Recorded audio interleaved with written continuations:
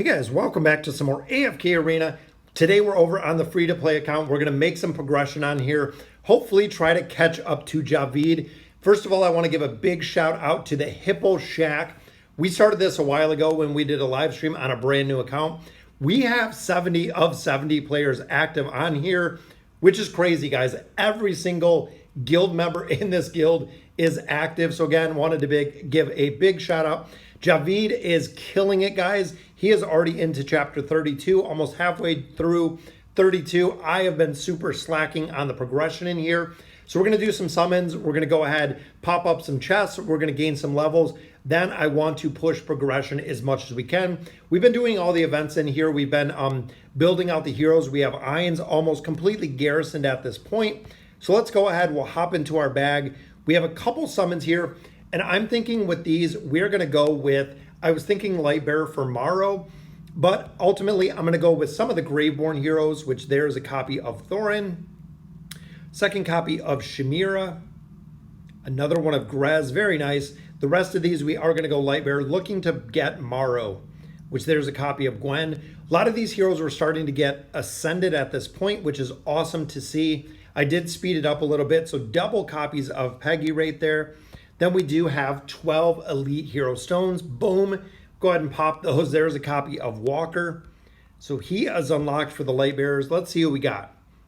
So we got Silas, we got Oden, we got Pippa. So very nice for the Portal Party in there. We got Gorvo, we got Namora, we got Titus. So overall, a pretty solid pull there. Definitely like to see that one. We'll go ahead, we'll build up a couple heroes here. All right, so we have 54 cards. We're looking for Lucretia at this point. But we updated the wish list. We dropped Morrow in there. We dropped Hodgkin in there. We have all of the heroes in there. I believe we have Taylor in there as well. So we're going to hit up our companion points. Again, hopefully we can pull a couple elites. I would like to see a copy of Leica. Very good there. Some Celestials and Hypogean in here would be awesome to see as well. We have quite a few pieces of furniture. So, all right, we have a choice to get 3 copies of a hero here, but we're going to go ahead and just stick with our summons. And I'm going to use all of my diamonds in here, guys. The reason is we don't have that many heroes. And there's Wukong, guys. We wanted a Celestial. We got a Celestial. And a copy of Nemitsu on that one. A copy of Titus. So doing pretty solid with the summons so far. Got a lot of food to build up a couple of heroes. And Leica, I think, is getting pretty close as well. We can add another star on there. Again, just have a lot of heroes here to build out. There's a copy of Estrilda.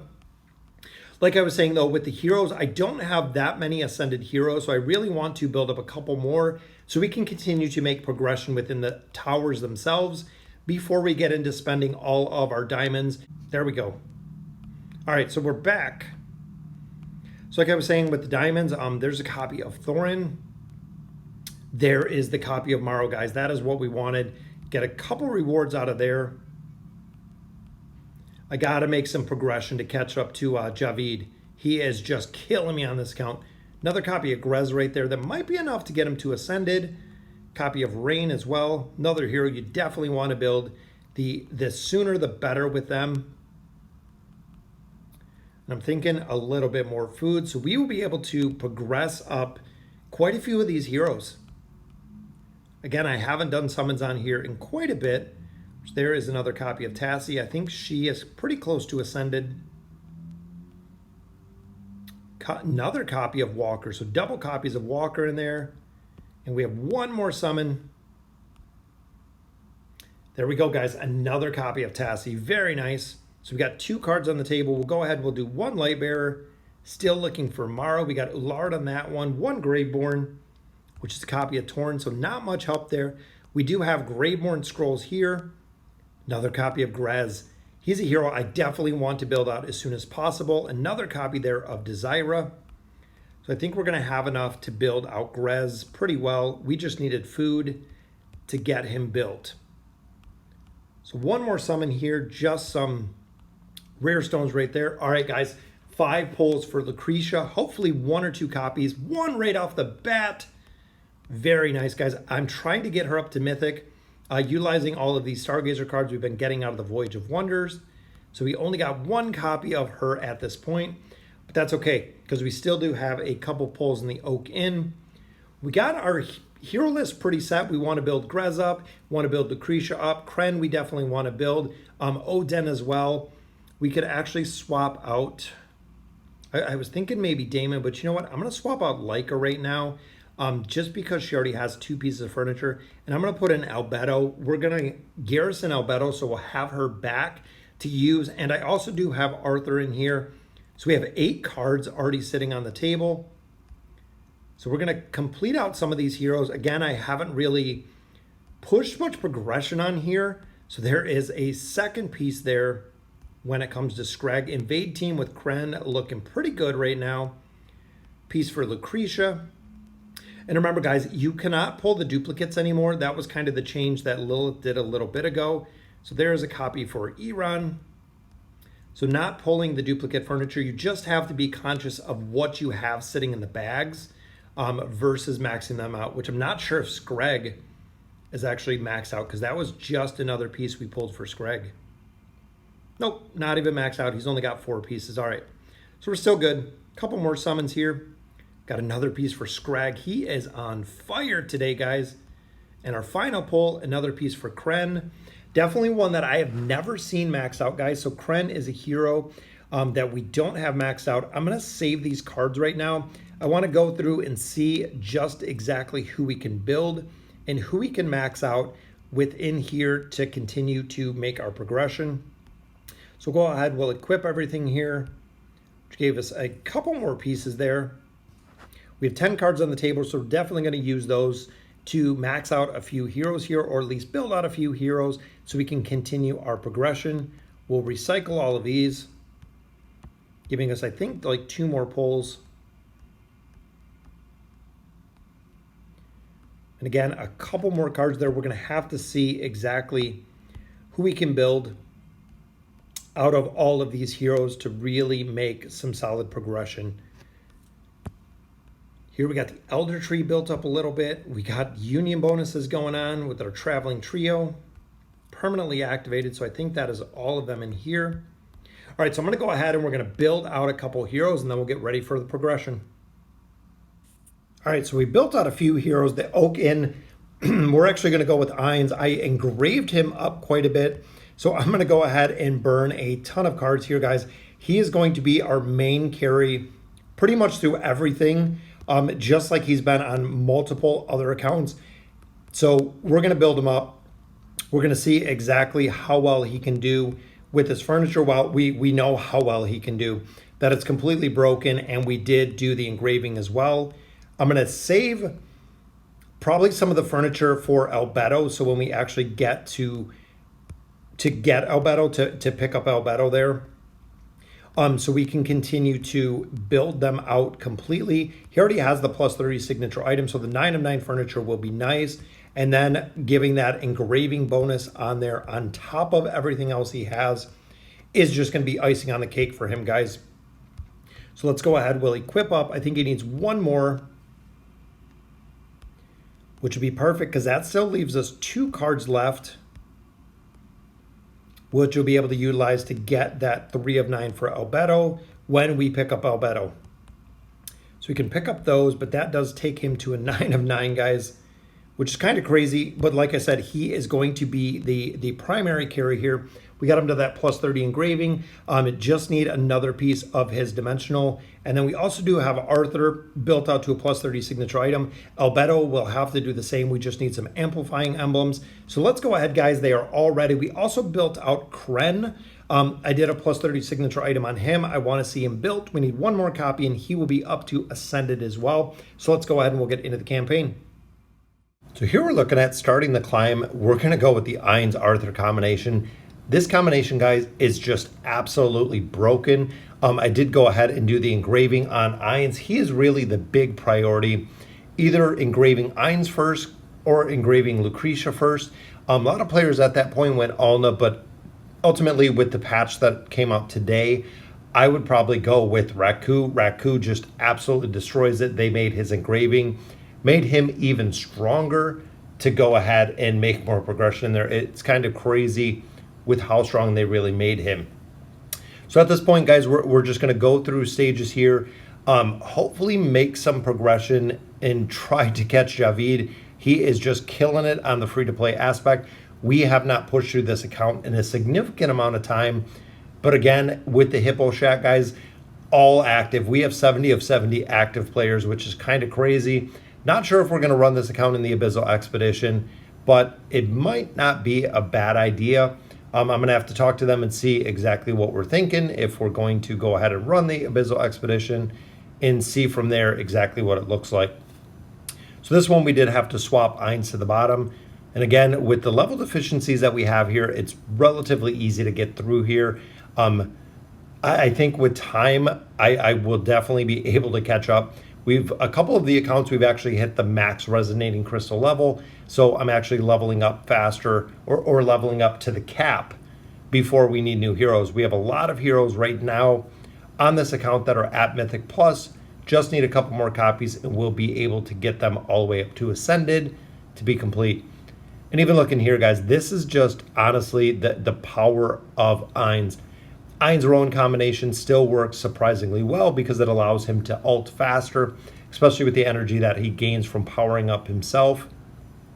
Once that ult goes off, usually that kills everybody. Being in Arthur's aura, he's got the crit rating to support it. And even there, you'll see most of the time when he does ult, it is all critical strikes, which again is kind of crazy on the power that he brings to the formations. Some of them just a little more RNG, like here we're dealing with Gorvo and Estrilda. So they're stacking heroes in the back, but we're also dealing with Arden with the crowd control aspect. You can always swap them around, put them down to the bottom. Boom, there's a double ult. Taking out all 5 heroes relatively easy. Almost takes us to chapter 30 at this point. And remember, this account specifically is completely free to play, guys. We have never put anything in there. That was the point of the Hippo Shack and the free to play account, is we're not putting anything in here as far as purchases, which a lot of players right now are not putting anything into AFK Arena. Interesting enough, I actually looked at some data that came out, and Warpath had more downloads. Warpath had more assets last month. So I think a lot of players that are putting less money into AFK Arena is really affecting the bottom line of Lilith. If they're going to do anything about it, it is still waiting to see if it's going to be anything. So here we are at the decaying port, so we can finally use tier 3 stones, guys. We have a couple tier 3 stones at this point that we've gotten out of events in the past, so we haven't had an opportunity until now to go ahead and utilize those tier 3 stones. So again, guys, the Arthur combination, even in this comp, I would probably drop out Damon just to throw in Albedo. Right now, we didn't have enough resources to pick up Albedo, but Pharrell works exceptionally well within this formation. I like the crowd control that he brings in here. Even running a couple different heroes, if you're running Prince of Persia, if you're running Ezio, really, there's a few heroes that do work surprisingly well within this combination. And again, fighting Estrilda and Nara. So enemy team getting a lot of crowd control. As you can see, the level deficiencies here are just getting closer and closer with almost every single battle that we defeat. And just making this progression. I'm hoping we get about halfway through this chapter, and then later today I can continue on with the chapter 30 push. We gotta try to push, gotta try to catch Javid. I know he is absolutely free to play, and he just knows how to crush it. The mechanics of AFK, really getting down to the nuts and bolts of the teams that he's fighting. It's very cool to see how far you can get. And I'm not exactly sure how far free-to-play players are within the campaign. Now, I have heard Chapter 38 for free-to-play, possibly even Chapter 39. If you guys know, definitely let me know where some of these players are at. But that is what I've heard, Chapter 38 free-to-play. I believe that was over on Reddit. So definitely making a significant amount of progression. And honestly, with the free-to-play, guys, it just takes time. When you're putting currency into AFK Arena, it can really speed up the time that is required to go ahead and make progression in this game. But like I said, putting money into this game just slows the time. So you get more resources with currency, you get more heroes with currency. It really just makes it go that much faster through AFK Arena, but that is really the only benefit. Everything in this game, and one of the reasons that I absolutely love it, is you can accomplish everything as a pay-to-win player, as free-to-play. Again, it just takes more time. Also, Lilith has kind of built it a lot better through the years, with giving us the resource acquisition, with giving us all the mats we need to build out at least the core heroes. I know there's a lot of one-off heroes, or there's a lot of different heroes within formations that players are not really focused on, or newer heroes. It does take a considerable amount of time to build some of the newer heroes, but with the back-to-back events that we've seen through the summer, some of the events that are coming in the fall, as well as a lot of the newer heroes. I mean, when you look at Walker, when you look at Peggy, when you look at some of the relatively new heroes, there's no reason to build them. As of right now, they've never been reworked. There's no reason. So a lot of free-to-play players especially can just go ahead and put them at the back burner. They're heroes that are not going to be built, so they don't even make a difference as you're building. Some of the ones to really focus on, Raku, absolutely. I know he's a little bit of an older hero. Focusing on building Raku, he seems very strong. Maro seems very strong. He's going to have a place, especially if you're not running many Celestials and Hypogean heroes. You can really find a place to make these heroes work with the utility they bring within their toolkits. So guys, here we are almost halfway through chapter 30. So again, I'm going to try this week and really push this account, really push through some stages and hopefully some chapters, get the level deficiency up significantly, because we've really been slacking within here. Also remember at this point, when you're starting the progression here and when you're making progression through here, is you can make a lot of progression, but you also do get more rewards. But the big thing is you're unlocking a lot of the Wandering Balloon events. You're also unlocking a lot of the class-specific artifacts. In addition, you are unlocking Field of the Stars. So that is the big reason right now to push through here. So there we go, guys. We are 30 stages through on here. So in total, finished, I think, about 40 or 50 stages. So that will do it for the push for today, collecting up all of our loot here. Let me know in the comments what you guys think. Completely free to play on here. And as always, thank you guys for watching.